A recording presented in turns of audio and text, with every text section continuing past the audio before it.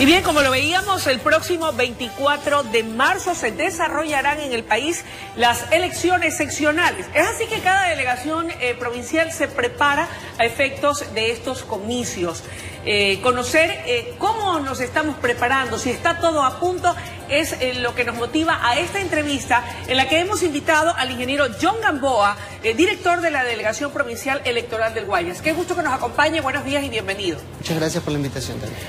¿Cuántos son los electores en Guayas? ¿Cuántos son los candidatos, verdad? ¿Y cuáles son las dignidades que se eligen en la provincia?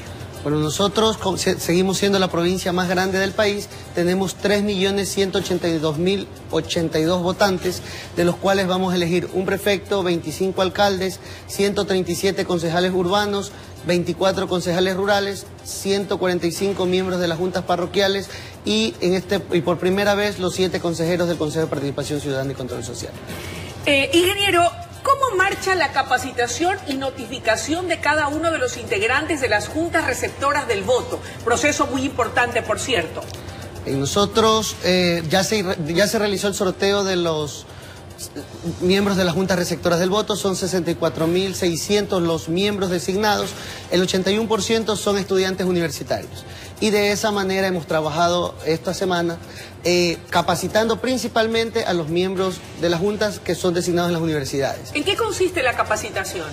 Es una preparación que se da desde el inicio, desde la instalación, cómo deben instalarse, cómo deben prepararse, qué pueden y no deben hacer los sujetos políticos y los ciudadanos el día de las elecciones, y al final el momento del escrutinio, cómo se debe realizar, qué proceso deben hacer, porque ya que es un proceso diferente va a haber más papeletas, un poco más complejo a los anteriores. Ahora, ¿están todos ya notificados? ¿La capacitación ha marchado con normalidad o ha habido algún inconveniente?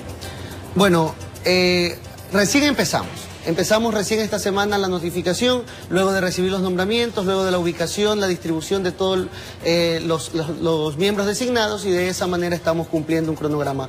Vamos cerca del 30%, sin embargo vamos a buen ritmo. Hay que recordar que recién esta semana las universidades empezaron sus actividades, luego del feriado, y de esa manera estamos cumpliendo. Vale la pena recordarle al colectivo ciudadano y sobre todo a quienes han sido escogidos por sorteo y serán notificados y capacitados, ¿cuáles son las sanciones que contempla la ley electoral en caso de que no se presenten a la capacitación o, lo que es peor, no se presenten a integrar las juntas receptoras del voto el día de los comicios?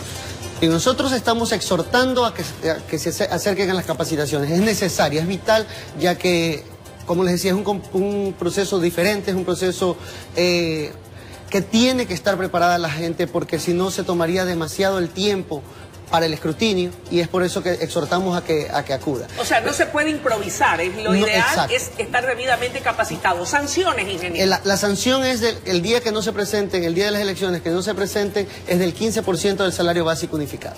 Bien, actores políticos de diversas tiendas han denunciado a través de los medios de comunicación, a través de las redes sociales, la realización de campaña anticipada. ¿Qué pasa con los controles?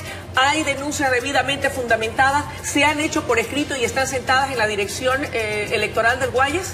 Bueno, efectivamente sí, hay denuncias. Nosotros hacemos recorridos todas las semanas, tenemos 4 equipos con vehículos recorriendo toda la provincia, tenemos más de 3.300, 3.500 evidencias hasta el momento de publicidad anticipada. Toda esa publicidad anticipada lo que hacemos es imputarle al gasto electoral de los candidatos ya inscritos. Ahora, ¿qué hay de la capacitación a los responsables del manejo económico de cada organización política?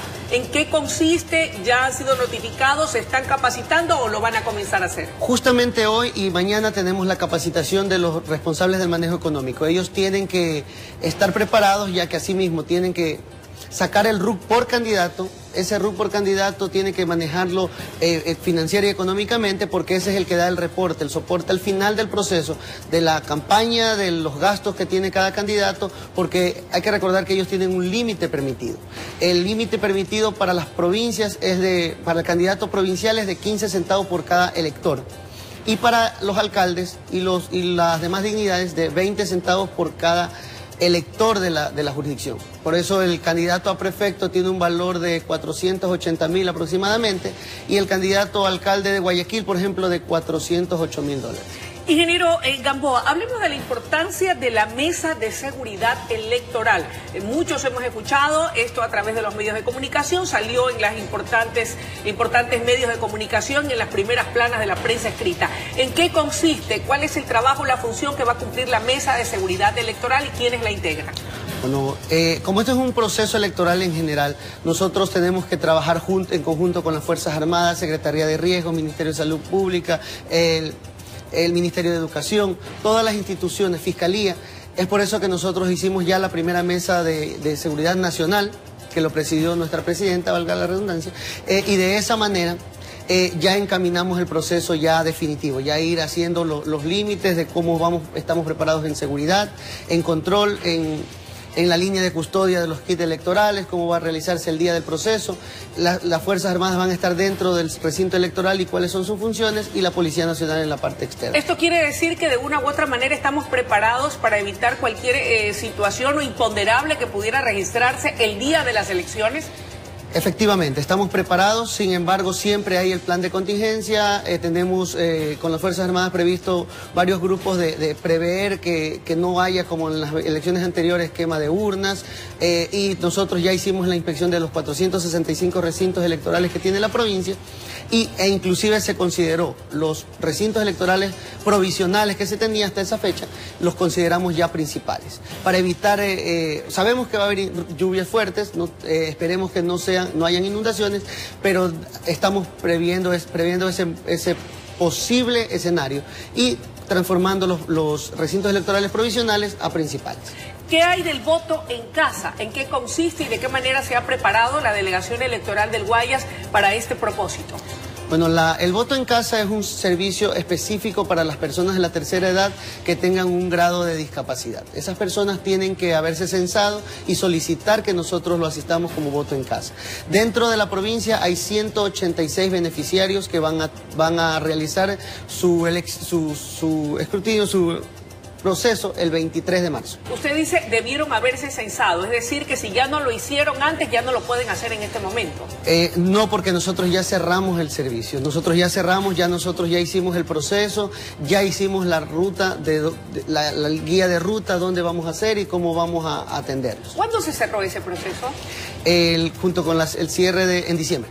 Perfecto. Le preguntaba esto porque me han llamado, ¿verdad?, algunos televidentes y me dicen, doña Luisa, yo en los últimos procesos electorales me tocó votar una vez en el, en el Aguirre Abad, en el siguiente proceso electoral me tocó votar en la Universidad Laica, ahora me están mandando a la Vía Daule y ellos a estas alturas del partido, cuando revisan y dicen cada vez me toca votar en un lugar distinto, sobre todo en la Tarqui, quieren en este momento ver cómo solucionan y decirles, oigan, no me pueden estar cambiando cada rato y ahora me mandan a la Vía Daule.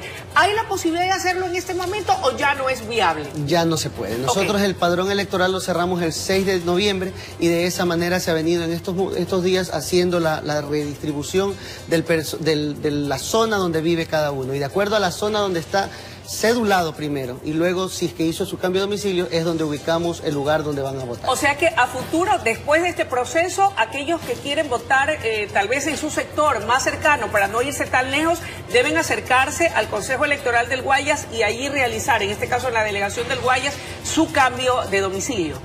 Efectivamente. A ver, cuando uno actualiza su número de su cédula, bien, también actualiza su dirección. Hay que recordar que la base de datos no la manejamos nosotros como tal. Lo que nosotros recibimos la base de datos del registro civil. Bien. Sin embargo, adicional a la base de datos que nos da el registro civil, nosotros tenemos el cambio de domicilio, que cada ciudadano ha decidido cambiarse de acuerdo a su soporte.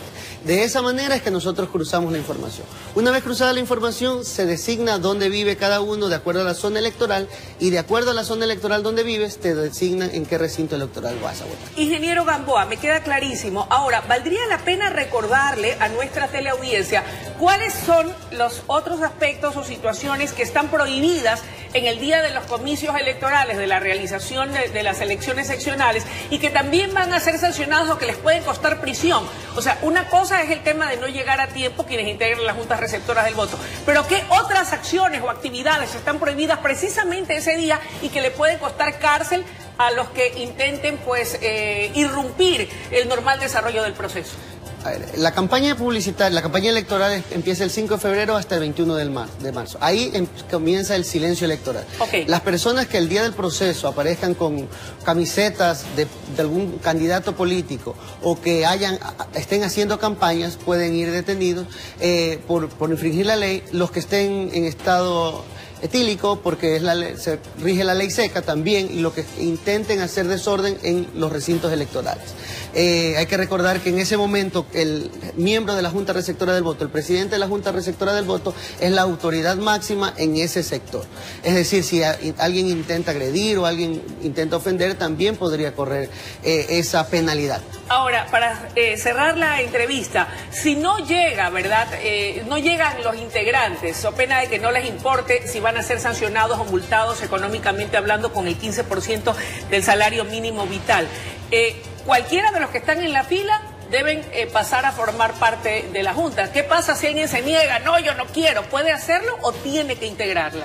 A ver, hay que recordar que los miembros de las juntas receptoras del voto fueron convocados 7 personas, 3 principales, 3 suplentes y el secretario. Bien. Con 4 personas se instala la junta receptora del voto. En el caso de que no estén los principales, los suplentes. Ya. Si no están los suplentes ni los principales, el vocal de la junta receptora del voto que esté designa entre la ciudadanía quienes integran, y es obligación del ciudadano integrar la junta receptora del voto. Ahora, si llega tarde uno y ya está sentado otro allí, ¿puede hacer el cambio o se queda fuera? Si es entre los principales y suplentes, no, ya no puede hacer el cambio en realidad. Si ya se instala, se queda instalada la junta como tal. Si hay espacios vacíos, porque como les decía, instalan con 4 y puede venir el otro vocal más, puede integrar. Y el que llega tarde y se hace presente y así sea tarde, igual va multado por haber llegado tarde. Exacto, igual va la multa, porque ellos tienen, para nuestro soporte, para evitar la multa, tienes que tener 2 firmas, la firma de instalación de la junta y la firma al final de la junta. Sí. ¿Y hasta qué horas deberán estar? Porque yo puedo decir, no, yo llego temprano y llegué a las 9, y resulta que a qué horas tengo que estar allí para poder integrarla. Debes estar antes de las 7 de la mañana que se instala. A las 7 en punto tiene que instalarse la junta receptora del voto. Y de esa manera hasta el 5 de la tarde termina el proceso de elección y empieza el escrutinio hasta terminar las papeletas. Son 6, en las zonas urbanas van a ser 6 papeletas y en las zonas rurales van a ser 7 las papeletas que se van a utilizar. O sea que hay que estar preparado psicológicamente para saber que ese día, en pro de la democracia, uno está regalado ahí. Sí, efectivamente. Aunque se les va a hacer un reconocimiento de $20 por el esfuerzo que hagan, pero como les decía, más que eso es un derecho, una obligación ciudadana, contribuir con la democracia. Ya nos dijo, señor productor, 15% del salario mínimo vital aquel que no asista, pero con $20 de reconocimiento y sobre todo contribuir a un acto cívico, ¿verdad?, en pro de la democracia. Yo creo que pues aquellos que han sido notificados no falten, es importante su presencia. Ingeniero Gamboa, gracias por habernos acompañado aquí esta mañana. Muchas gracias también por la invitación. Amigos televidentes, ha sido la intervención del ingeniero John Gamboa en su calidad de director de la Delegación Electoral Provincial del Guayas, presente esta mañana contándonos pormenores y detalles de todo lo relacionado a cómo nos estamos preparando para los comicios seccionales del 24 de marzo próximo. Una pausa y ya regresamos.